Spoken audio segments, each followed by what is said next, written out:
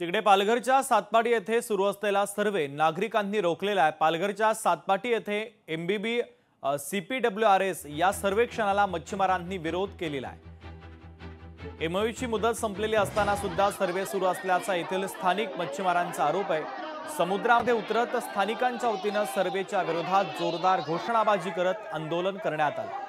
तर सुरू असलेला सर्वे JSWच्या मुरबे बंदरासाठी सर्वे असल्याचा स्थानिकांचा आरोप आहे। स्थानिकांच्या आक्रमक भूमिकेनंतर हा सर्वे पोलिसांच्या मध्यस्थीने आता तुर्तास रोखण्यात आलेला आहे।